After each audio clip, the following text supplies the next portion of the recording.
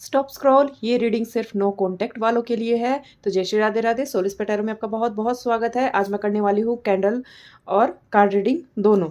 तो चलिए स्टार्ट करते हैं। मैं पहले ही आपको बता देती हूँ कि ये एक जनरल रीडिंग है, कोई जेंडर स्पेसिफिक नहीं है, टाइमलेस है, कलेक्टिव है। जब आएगी तभी आपसे रेजोनेट करेगी। और ये जनरल रीडिंग है, सबसे रेजोनेट करे ऐसा ज़रूरी भी नहीं होता। तो चलिए हम स्टार्ट करते हैं। इसमें जो भी नंबर्स, लेटर्स, एनर्जी जो भी मुझे दिखाई देगी वो मैं आपको बताने वाली हूँ। अगर कार्ड से मैं देखूं तो उसमें मुझे जो राशियां दिखाई दे रही है वो एयर और अर्थ साइन स्ट्रॉन्ग एनर्जी मुझे दिखाई दे रही है।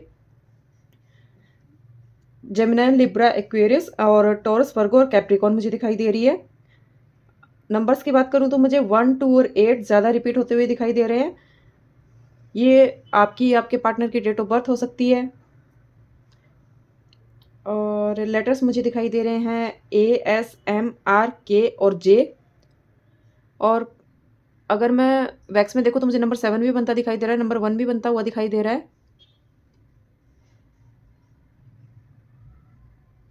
मुझे ऐसा दिखाई दे रहा है कि आपका जो नो कॉन्टैक्ट का फेज़ है वो अचानक से नहीं आया था। ये सेपरेशन फिजिकल से ज़्यादा मेंटल आपको तकलीफ दे रहा है। आप दोनों एक दूसरे से दूर नहीं थे, लेकिन सोच, डर, ईगो, कन्फ्यूजन ने आपको बांध दिया है। आप बोलना चाहते थे पर बोल नहीं पाए। ये रिश्ता ऐसा था जहां मैं बोल दूं तो सब बदल जाएगा, लेकिन फिर भी वही डर आपको रिजेक्शन की तरफ ले गया। आपने इस रिश्ते से कंट्रोल खो दिया। नो कॉन्टैक्ट की शुरुआत वहीं से हुई थी। अगर कार्मिक और पास्ट लाइफ कनेक्शन देखूं तो ये कनेक्शन कोई रैंडम नहीं है। पास्ट लाइफ में भी आप दोनों का रिश्ता अनफिनिश्ड रहा था। वहां भी एक चांस मिला था, लेकिन आप दुनियादारी, जिम्मेदारी, ईगो या किसी थर्ड पर्सन की वजह से ये रिश्ता पूरा नहीं कर पाए थे। इस लाइफ में यूनिवर्स ने आपको फिर से मिलवाया है ताकि इस बार लेसन की शुरुआत साथ में आपको ब्लेसिंग्स भी मिले। यही वजह है आप आगे बढ़ने की कोशिश करते हो, लेकिन आपका दिल वहीं पे अटका हुआ है। अगर ट्विन फ्लेम की मैं एनर्जी देखूं तो कार्ड से पेज ऑफ जो सॉर्ट्स है वो ये रिश्ता मतलब आप ऐसे समझिए कि मिरर कनेक्शन है। आप जो फील करते हो सामने वाला भी वही फील करता है, लेकिन रिएक्ट आप दोनों अलग अलग तरीके से करते हो। आप इमोशनली रिस्पॉन्ड करते हो और वो लॉजिकली। नो कॉन्टैक्ट के दौरान वो चुप है, लेकिन आप पर नज़र उनकी पूरी है। सोशल मीडिया या फिर कोई म्यूचुअल फ्रेंड्स, इनके द्वारा वो आप पे पूरी नज़र बनाए हुए है। इस साइलेंस से उसने आपको इग्नोर नहीं किया है। इसमें जो कार्ड है 2 ऑफ कप्स, वो साफ बोल रहा है कि यूनिवर्स ये बोल रहा है कि ये सिर्फ अट्रैक्शन नहीं है, ये आप दोनों के सोल का कनेक्शन है। आप दोनों के दिल एक दूसरे को पहचानते हैं, बस वक्त गलत था, टाइमिंग गलत था।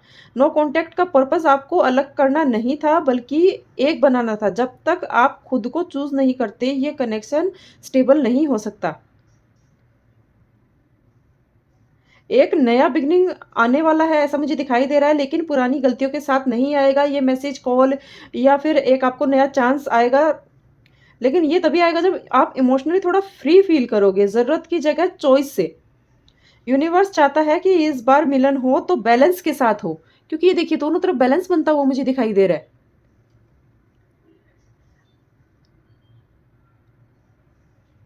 अगर ये बातें आपसे रेजोनेट हो रही है तो ये वीडियो पक्का आपके लिए है। अब जो एनर्जी आ रही है वो बहुत क्लियर है। इस वक्त उनका माइंड बिल्कुल शांत नहीं है। ऊपर से वो स्ट्रांग बनने की एक्टिंग कर रहे हैं सिर्फ, लेकिन अंदर ही अंदर रिग्रेट है, इमोशनल पुल चल रहा है उनका। पेज ऑफ सॉर्ट्स की एनर्जी भी यहाँ ये बोलती है कि बार बार आपके बारे में आपका पर्सन बहुत ज़्यादा सोच रहा है, लेकिन डायरेक्टली अप्रोच करने से पहले अगली सिचुएशन के बारे में भी देख रहा है कि इसमें आगे क्या होगा। उनके दिमाग में ये लाइन चल रही है कि मैसेज करूं तो क्या रिएक्शन मिलेगा, रिप्लाई आएगा या नहीं आएगा, क्या मैंने अपना कंट्रोल खो दिया है उस पर्सन पे से। वापस वही इमोशनल लूप में तो मैं नहीं चला जाऊंगा या चली जाऊंगी, इसलिए वो चुप है। लेकिन ये साइलेंस डिस्टेंस का साइन नहीं है, ये प्लानिंग का साइन है। अभी मुझे रिवर्स एनर्जी दिखा रहा है, वो धीरे धीरे अपने ही बनाए हुए मेंटल जेल में फंस चुका है। पहले वो सोचते थे ये कनेक्शन मुश्किल है, टाइमिंग गलत है, मैं रेडी नहीं हूँ। अब सोच रहे हैं कि शायद मैंने ही गलती कर दी, मैं इस रिश्ते से भाग गया, शायद मुझे एक और चांस मिलना चाहिए। ये रियलाइजेशन उनको रात के टाइम पे बहुत ज़्यादा होता है। जब उनको डायरेक्शन नहीं मिलती, तब वो आपके बारे में बहुत ज़्यादा प्लानिंग करते हैं कि मैं कैसे जाऊँ। अगर मैं टाइमिंग की देखूँ कि आपका पार्टनर कब तक आ सकता है, तो मुझे ये दिखाई दे रहा है कि 2 से 4 वीक भी हो सकते हैं, 2 से 4 महीने भी हो सकते हैं। लेकिन मूवमेंट आता हुआ मुझे दिखाई दे रहा है, एनर्जी दिखाई दे रही है। ये मूवमेंट ऐसा हो सकता है कि एक मैसेज, एक कॉल या फिर किसी थर्ड पर्सन के थ्रू आपसे बात करना, ऐसा कुछ मुझे दिखाई दे रहा है, या फिर उसने आपको ब्लॉक किया तो आपको अनब्लॉक कर सकता है, आपकी किसी फ़ोटो पे रिएक्ट कर सकता है, ऐसा कुछ साइन आपको दिखाई भी दे सकता है। मुझे ऐसा दिखाई दे रहा है कि नेक्स्ट न्यू मून के आस-पास आप दोनों की एनर्जी बहुत ज़्यादा पीक पे होगी। लेकिन एक ट्विस्ट भी है, यूनिवर्स बोल रहा है कि जब तक आप कब मैसेज आएगा, कब कॉल आएगा, ये सब करते रहोगे तो टाइमिंग और भी ज़्यादा डिले होगी, इसलिए आपको ये सब नहीं सोचना है। जिस दिन आप दिल से फ़ील कर लोगे, आए या ना आए, मैं कंप्लीट हूँ, उसी दिन उसके दिल में भी ये फीलिंग्स आ जाएगी कि मुझे जाना है। क्योंकि ट्विन फ्लेम कनेक्शन का यही रूल होता है कि जो छोड़ देता है, वही अट्रैक्ट भी करता है। उसके जो करंट इमोशंस है, उसका सच ये है कि वो आपको बहुत ज़्यादा मिस करते हैं, लेकिन वो ये भी जानते हैं कि अगर वापस आए, तो आपके सवालों के जवाब देने पड़ेंगे। इसलिए वो टाइम ले रहे हैं ताकि जब आए, तब पूरी प्लानिंग के साथ आए। नो कॉन्टैक्ट का एंड फाइट या ड्रामा से नहीं, सॉफ्ट कन्वर्सेशन से होगा आपका। और ये बातचीत जो होगी आप दोनों के बीच, ये पुराने पैटर्न को तोड़ेगी। और मुझे ये दिखाई दे रहा है कि उस दिन कोई हेवी प्लानिंग नहीं होगी, ना ही कोई लॉन्ग पैराग्राफ टाइप कुछ आपके पास मैसेज आएगा, बस अचानक फ़ोन आएगा, नोटिफ़िकेशन आएगा और दिल एक पल में आपका रुक जाएगा। बिल्कुल सिंपल और कैज़ुअल मैसेज आने वाला है, लेकिन उसके पीछे बहुत कुछ छुपा होगा। वो एक्सप्लेन नहीं करेंगे कि इतने दिन क्या हुआ था, क्यों चुप थे, नहीं। क्योंकि अंदर से डर होगा कि अगर सब सब कुछ सारी बातें खोल के रख दी, तो कंट्रोल उनके हाथ से निकल जाएगा। अगर आपको भी रिप्लाई देना है तो आप बिल्कुल काम होके, नॉर्मल होके आपको उनसे बात करनी है। हो सकता है वो आपसे माफ़ी भी माँगे। वो ये कन्फेस करे कि शायद उस टाइम पे टाइम खराब था या मेरी गलती हो गई।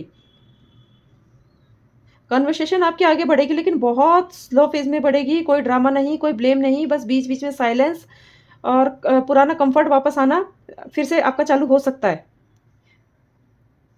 क्योंकि वो इस बार बोलने वाले हैं कि मैं इस रिश्ते को अच्छे से सँभालने के लिए इस बार पूरी तरीके से रेडी होके आया हूँ।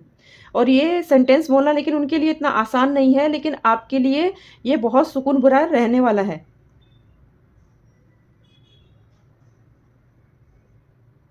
वो जब आपके पास आएँगे तो आपको ये दिखाएँगे कि ना तो वो बहुत ज़्यादा खुश है, ना सैड है, बस एक बस हाल-चाल पूछने के लिए आया है, लेकिन ये सब झूठ होगा, उनके दिल में बहुत कुछ छुपा है। उन इस बार जब वो आएँगे तो क्लैरिटी लेके आएँगे, अगर क्लैरिटी लेके ना आए तो आपको उनको एक्सेप्ट नहीं करना है। यूनिवर्स का फाइनल मैसेज यही है कि ये रियूनियन कोई ड्रामा टाइप नहीं होने वाला है, जैसे कि आप मूवीज़ वगैरह में देखते हो, वैसा कुछ भी नहीं होने वाला है। ये बिल्कुल मैच्योर होगा, सॉफ्ट होगा और सबसे बड़ी बात, ये रियल होगा। ट्विन फ्लेम का असली मिलन तभी होता है जब दोनों का ईगो टूटता है, दोनों अपने-अपना जो काम होता है उसको समझते हैं, अपनी सेल्फ रिस्पेक्ट को चूज़ करते हैं, तभी इसका अंत होता है। तो आपको सबसे पहले अपनी सेल्फ रिस्पेक्ट को चूज़ करना है।